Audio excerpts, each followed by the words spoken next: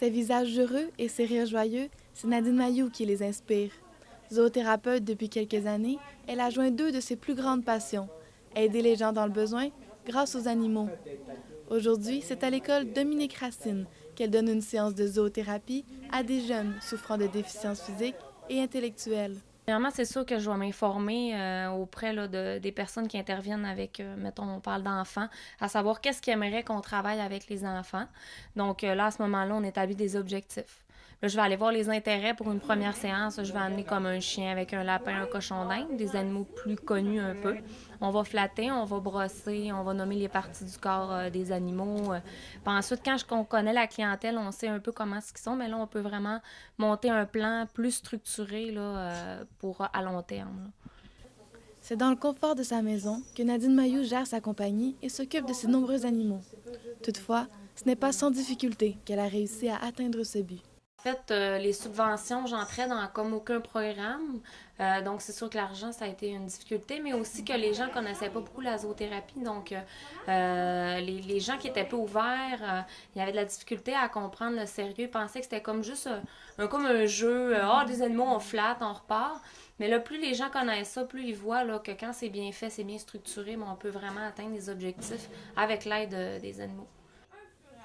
Qu'ils soient atteints de troubles de comportement, de problèmes de santé mentale ou de déficience intellectuelle, Nadine Mayou traite tous les gens dans le besoin. Cependant, la zoothérapie n'est tout de même pas un remède miracle. Les résultats varient donc d'un patient à l'autre.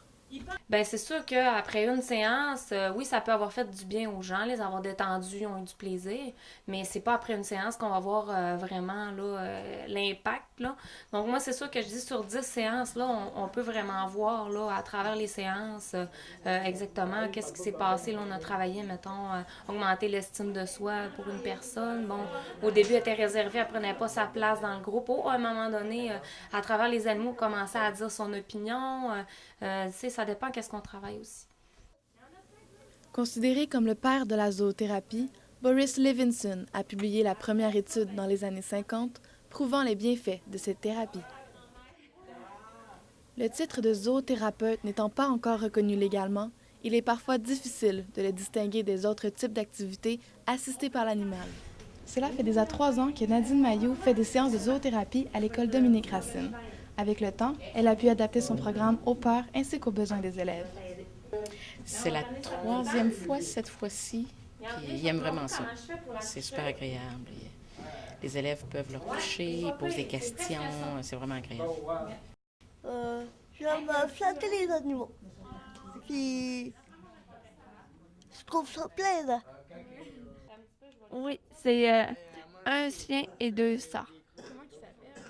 Bien, le chien, il s'appelle Cassou. Puis,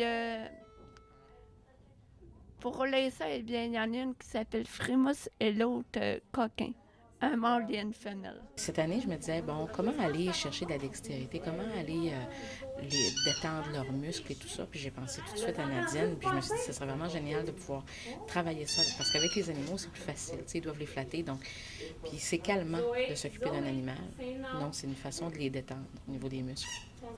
Bien que plusieurs recherches concluantes aient déjà prouvé les bienfaits de la zoothérapie, elle reste encore méconnue de certains.